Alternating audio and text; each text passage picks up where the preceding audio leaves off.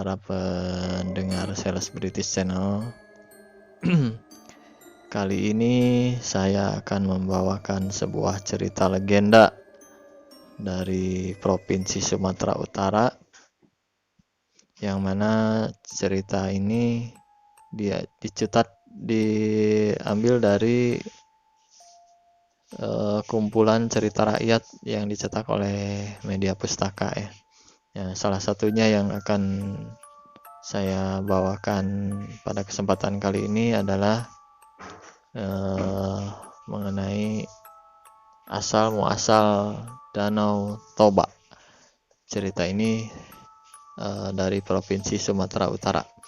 Mungkin pemirsa sudah tahu ya, Danau Toba yang ada di Sumatera Utara, dan ini termasuk legenda yang beredar di masyarakat tentang Danau Toba.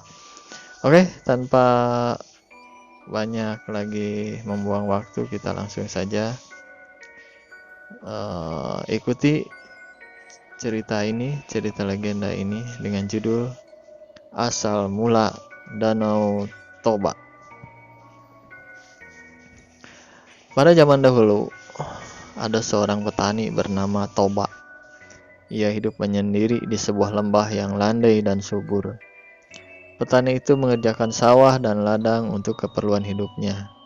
Selain mengolah tanah di ladangnya, kadang-kadang lelaki itu pergi memancing ikan ke sungai yang berada tak jauh dari rumahnya. Setiap kali dia memancing, mudah saja ikan didapatnya, karena di sungai yang jernih itu memang banyak sekali ikan. Ikan hasil pancingannya dia masak untuk dimakan. Pada suatu sore, setelah pulang dari ladang, lelaki itu langsung pergi ke sungai untuk memancing. Tetapi sudah cukup lama dia memancing, tak seekor ikan pun didapatnya. Kejadian yang begitu belum pernah dia alami. Biasanya ikan di sungai itu mudah sekali didapat. Karena sudah terlalu lama, tak ada juga ikan yang makan umpan pancingannya. Dia jadi kesal dan memutuskan untuk berhenti saja memancing. Kemana saja ikan-ikan di sungai ini, gumam lelaki itu. Sejak tadi aku belum mendapat satu ekor yang kecil sekalipun. Ia mencoba bersabar dan menunggu beberapa saat, namun tetap saja nihil. Mendingan pulang saja. Lelaki itu putus asa. Tapi kalau pulang rugi juga. Sudah sekian lama aku tak dapat ikan. Biarlah aku tunggu beberapa saat, gumamnya menghibur diri. Namun lama-lama karena umpannya sama sekali tidak disentuh oleh ikan, ia jadi putus asa. Baiklah, aku pulang saja, tekadnya bulat. Tetapi ketika dia hendak menarik pancingnya, tiba-tiba pancing itu disambar ikan yang langsung menarik pancing itu jauh ke tengah sungai. Nah, ini dia. Hatinya yang tadi sudah kesal berubah menjadi gembira. Para pendengar sekalian, hatinya yang tadi sudah kesal berubah menjadi gembira. Karena dia tahu bahwa ikan yang menyambar pancingannya itu adalah ikan yang besar. Baiklah ikan, silakan kau bawa umpanku kemana saja kau bisa, gumam lelaki itu dengan wajah berseri. Setelah beberapa lama, dia biarkan pancingannya ditarik ikan ke sana kemari. Barulah pancing itu ditariknya perlahan-lahan. Ketika pancing itu disentakkannya, tampaklah seekor ikan besar tergantung dan menggelepar-gelepar di ujung tali pancingnya. Wah, benarkah penglihatanku ini? Serunya sambil tak percaya. Dengan cepat, ikan itu ditariknya ke darat sampai tidak lepas. Sambil tersenyum gembira, mata pancingnya dia lepas dari mulut ikan itu. Pada saat sedang melepaskan mata pancing itu, ikan tersebut memandangnya dengan penuh arti. Kemudian setelah ikan itu diletakkannya ke suatu tempat yang aman, dia pun masuk ke dalam sungai untuk mandi. Rezeki besar Baru kali ini seumur hidupku dapat ikan sebesar ini, gumamnya dengan wajah berseri. Perasaannya gembira sekali karena belum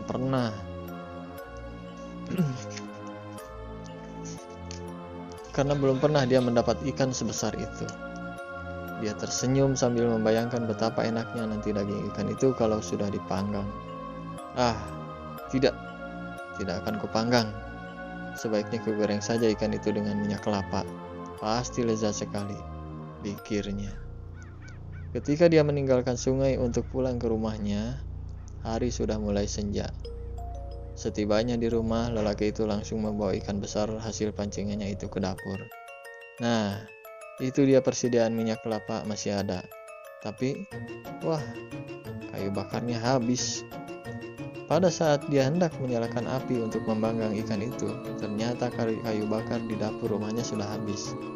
Dia segera keluar untuk mengambil kayu bakar dari bawah kolong rumahnya. Kemudian, sambil membawa beberapa potong kayu bakar, dia naik kembali ke atas rumah dan langsung menuju dapur.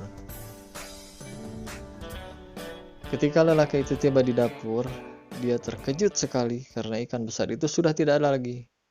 Tetapi di tempat ikan itu tadi diletakkan tampak terhampar beberapa keping uang emas. Apa ini? Wah, uang emas, teriak lelaki itu kaget.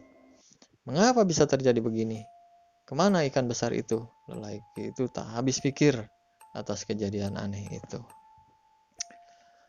Mengapa ikan itu lenyap dan berganti jadi uang emas? Tanyanya penasaran di dalam hati. Dengan emas itu ia akan dapat memperbaiki rumah dan membeli perabotan yang cukup bagus. Tapi siapa yang meletakkan emas itu di dapur? Tanyanya dalam hati penuh penasaran.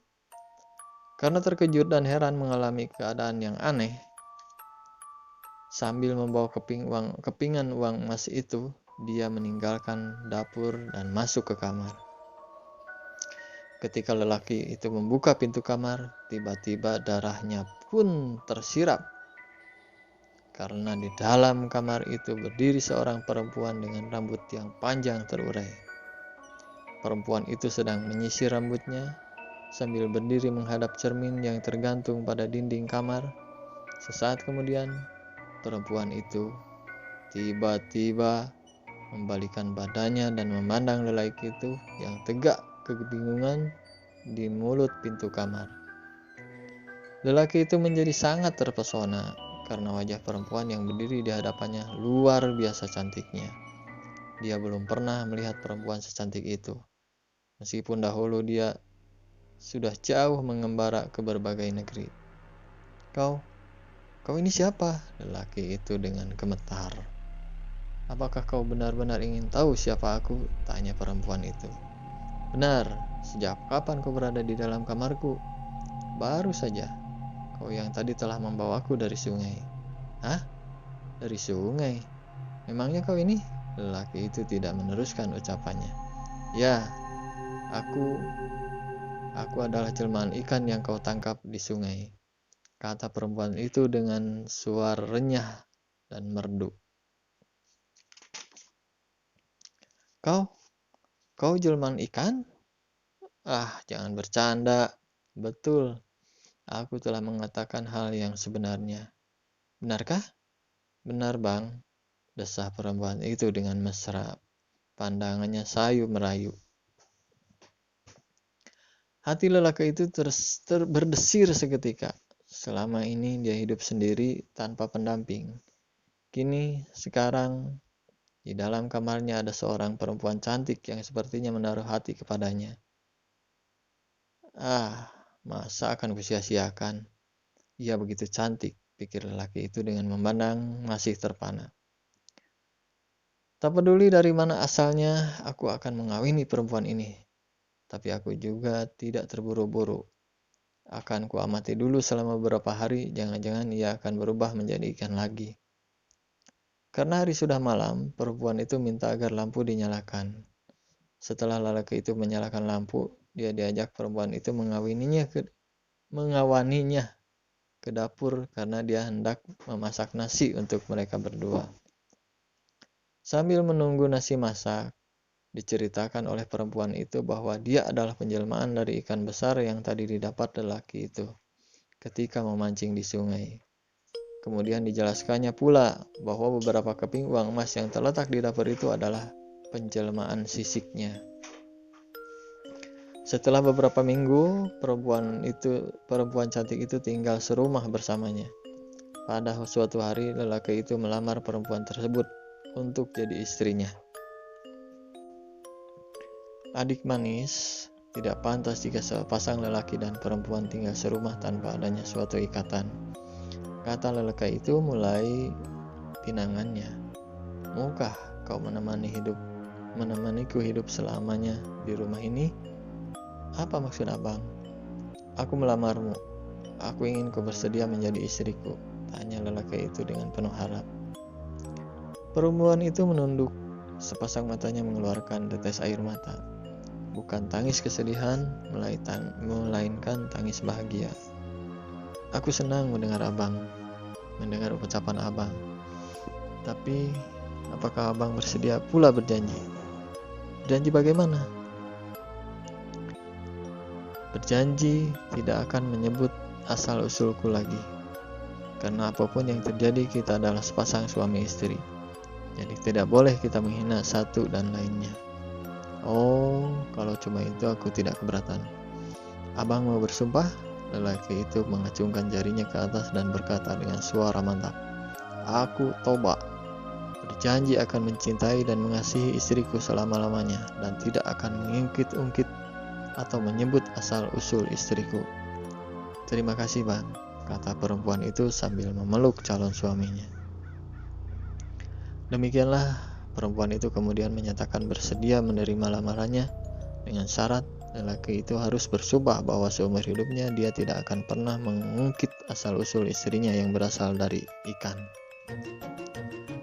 Selanjutnya mereka menikah, mengundang beberapa tetangga dan para tetua desa untuk menjadi saksi. Mereka hidup bahagia. Namun setelah berumah tangga sekian lama, mereka belum dikaruniai seorang putra.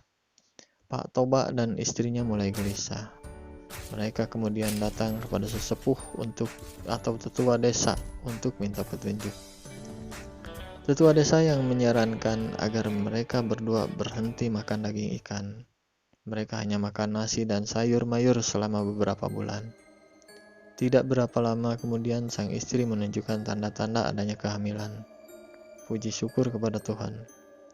Kita bakal dikaruniai seorang anak, kata Pak Toba. Benar saja, 9 bulan kemudian mereka dikaruniai seorang anak laki-laki yang tampan. Bang, berilah nama anak kita ini, kata sang istri. Istriku, sebaiknya kau saja yang memberi nama. Abang saja. Nanti kalau dia sudah punya adik perempuan, aku yang beri nama. Sekarang kau yang beri nama lebih dahulu, kata Pak Toba. Baiklah bang, anak ini akan kuberi nama Samosir. Setujukah engkau? Samosir? Ulang Pak Toba sambil merenung. Benar bang, kita beri nama anak itu Samosir. Nama yang bagus dan kedengarannya cukup indah. Begitulah mereka beri nama anak itu Samosir. Karena sang ibu sudah menunggu sekian lama dan baru kali ini mendapatkannya, maka ia sangat menyayangi anaknya itu. Pak Toba juga sangat menyayangi anak itu. Ia tampak bahagia melihat istrinya menimbang-nimbang si anak di halaman rumah. Demikian sayangnya sang ibu pada anaknya, tanpa terasa rasa sayangnya berubah menjadi memanjakan si anak. Hal ini yang mengakibatkan anak itu bertabiat kurang baik dan pemalas. Setiap hari pekerjaannya hanya bermain-main saja. Setelah cukup besar, anak itu diajari ibunya mengantar nasi setiap hari untuk ayahnya yang bekerja di ladang. Namun, sering dia menolak mengerjakan tugas itu, sehingga terpaksalah ibunya yang mengantarkannya nasi ke ladang. Suatu hari, anak itu disuruh ibunya lagi mengantarkan nasi ke ladang untuk ayahnya. Samosir, kemarilah nak. Kau antarkan nasi ini kepada ayahmu yang telah bekerja keras di ladang, kata ibunya. Ah, saya kan masih kecil. Kenapa tidak ibu saja yang mengantarkan nasi itu? Samosir, kau harus belajar menyayangi dan menghormati orang tuamu, sahut ibunya dengan nada tidak senang atas bantahan anaknya.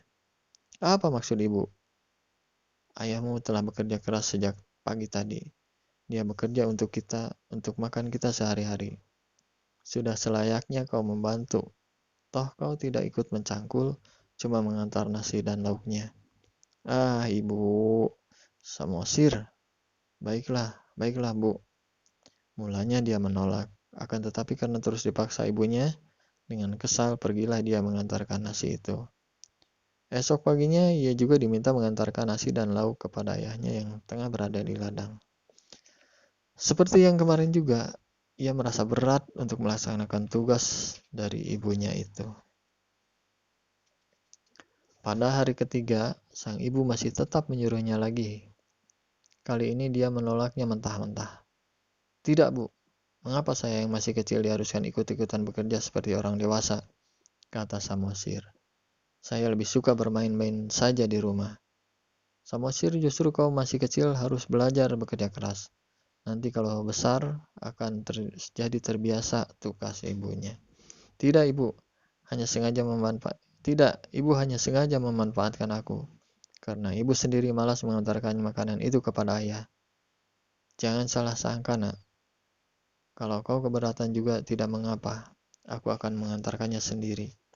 Kata ibunya dengan nada tidak senang. Ada nada ancaman di balik suara ibunya kali ini. Baiklah, Bu, sini aku antar nasinya. Nah, gitu dong anak pintar. Samosir membawa makanan itu untuk ayahnya dengan hati dongkol. Sepanjang jalan ia selalu mengomel. Tiba-tiba terbesit dalam pikirannya untuk berbuat sesuatu agar besoknya tidak lagi disuruh mengantarkan makanan untuk ayahnya. Di tengah perjalanan, di bawah pohon besar yang rindang, ia buka bungkusan untuk ayahnya. Nah, ini dia, serunya girang setelah melihat isi bungkusan untuk ayahnya. Nasi dan lauk untuk ayahnya dimakan, mula-mula hanya sedikit. Namun karena terasa lezat, ia jadi keterusan. Sehingga sebagian besar nasi dan lauk pauknya dia makan. Setibanya di ladang, sisa nasi itu yang hanya tinggal sedikit, lauknya bahkan sudah habis, dan dia berikan kepada ayahnya. Ayah, ini kiriman untuk ayah. Gentar juga Samosir menyerahkan sisa nasi yang baru dimakannya. Terima kasih Samosir. Sini, ayah sudah sangat lapar nih. Sedari pagi belum sarapan, sahut ayahnya sambil menerima bungkusan. Samosir, teriak ayahnya begitu melihat isi bungkusan yang hanya berupa sedikit nasi tanpa lauk pauk. Ya, kau kemanakan nasi dan lauknya? Bentak ayahnya dengan wajah merah padam. Maaf ayah, tadi perut Samosir terasa lapar, jadi aku makan nasi dan lauknya itu. Ayahnya hampir tak bisa menahan diri. Bukan main marahnya lelaki ini. Samosir mundur beberapa langkah saat melihat wajah ayahnya merah padam. Tidak mengapa nak. Kali ini kau kumaafkan. Tapi coba kebayangkan seandainya kau sendiri sejak pagi tidak sarapan, harus mencangkul tanah sekian luasnya, tentu kau merasa kelaparan, bukan? Demikian juga ayah, maka lain kali jangan kau ulangi perbuatanmu itu. Baik ayah. Sekarang pulanglah lebih dahulu. Baik ayah, kata anak itu dengan gemetar.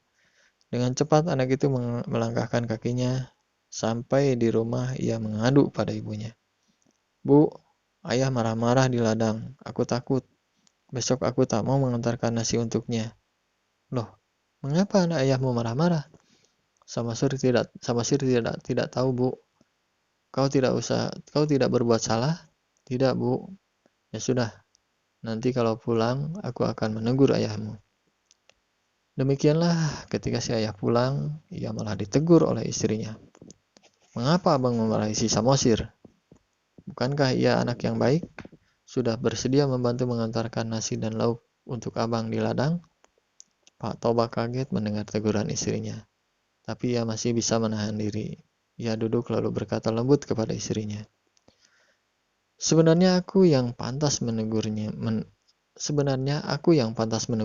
istriku. Kau terlalu memanjakan anak itu hingga membuatnya kelewat nakal. Tapi sudahlah, dia tahu masih kecil dan hanya dia anak kita satu-satunya, kata Pak Toba dengan sabar.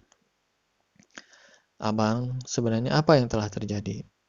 Sekarang di mana Samosir? Pak Toba balik bertanya. Samosir sedang bermain di halaman depan rumah.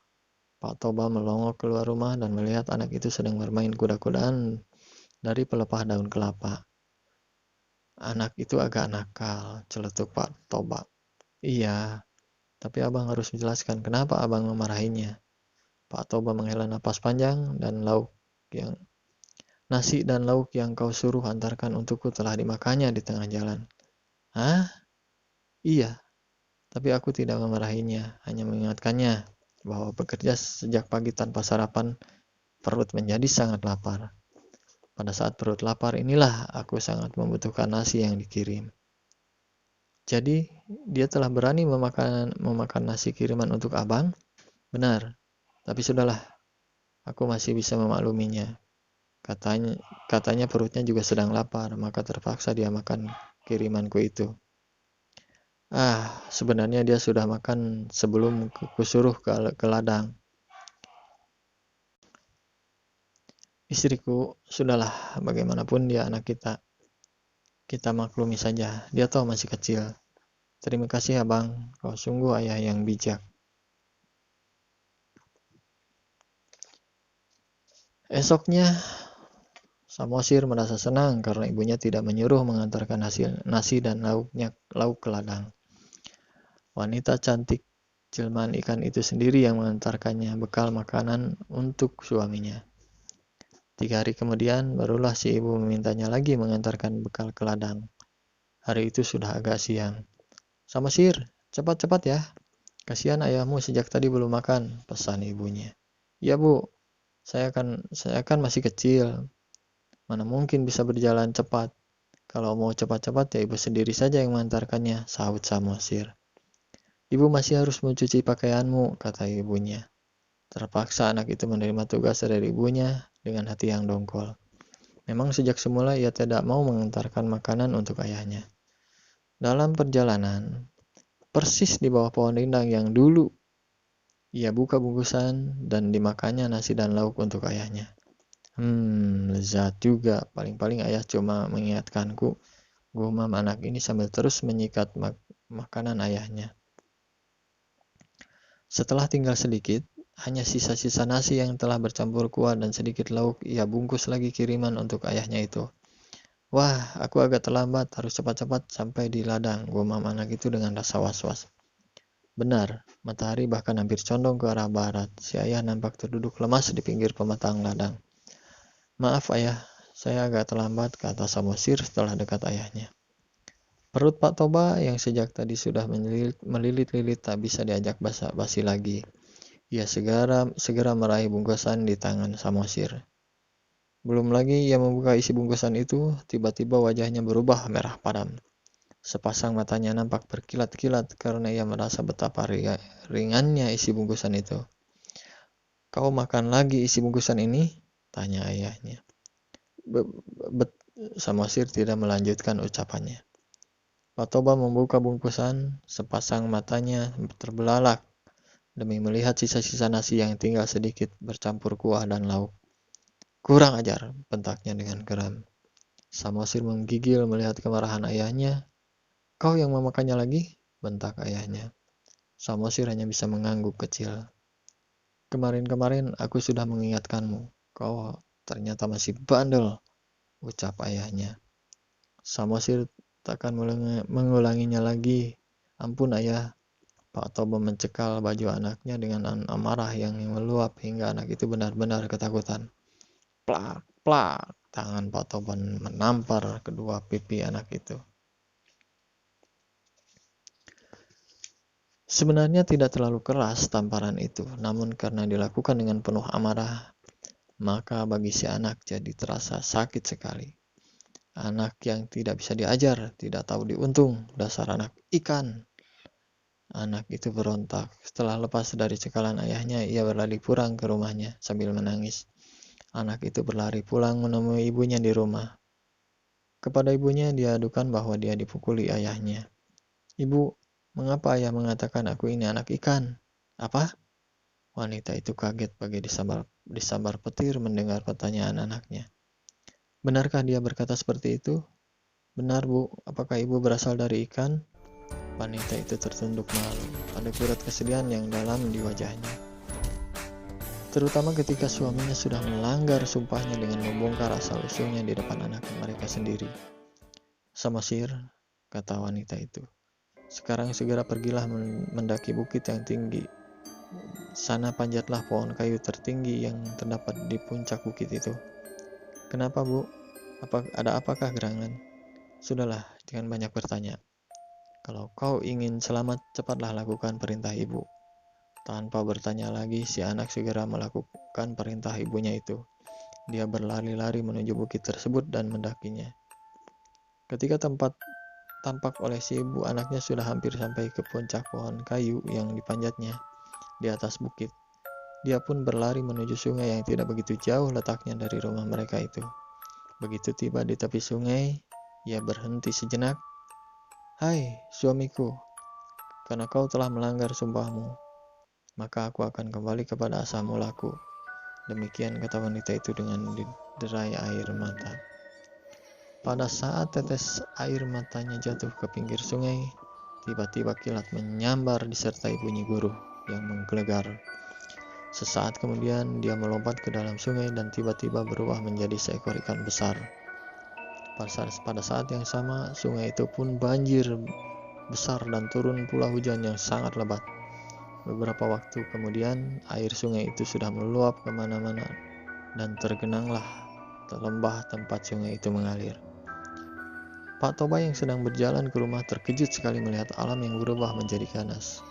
Ia mencoba berlari ke arah bukit di mana anaknya Samosir telah memanjat pohon yang tinggi. Namun usahanya sia-sia belaka. Air hujan bagaikan dijatuhkan seluruhnya dari atas langit. Ditambah luapan air sungai, maka Pak Toba tak bisa menyelamatkan dirinya. Ia mati tenggelam oleh genangan air. Samosir berteriak-teriak ketakutan melihat ganasnya alam, namun dia tetap berada di puncak pohon kelapa di atas bukit. "Ibu, tolong, tolong!"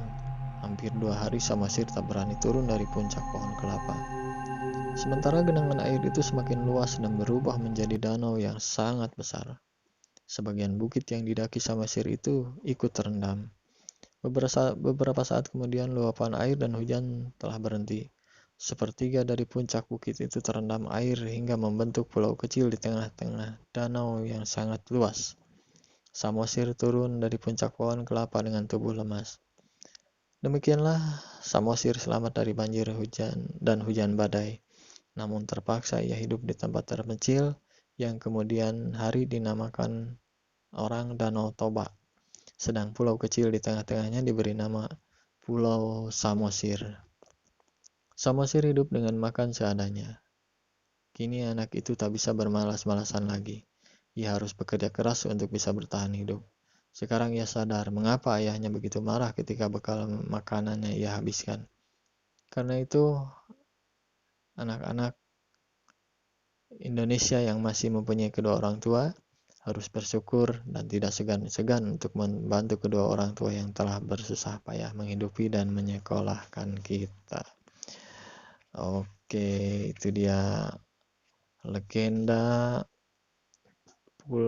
legenda Danau Toba dari yang diambil dari kumpulan cerita legenda yang dicetak oleh Media Pustaka dengan judul Asal Mula Danau Toba. Mungkin cukup sekian dulu. Mudah-mudahan ada hikmah yang bisa diambil dari cerita ini dan mohon maaf atas segala kekurangan. Sampai berjumpa kembali di cerita legenda berikutnya. Wassalamualaikum warahmatullahi wabarakatuh.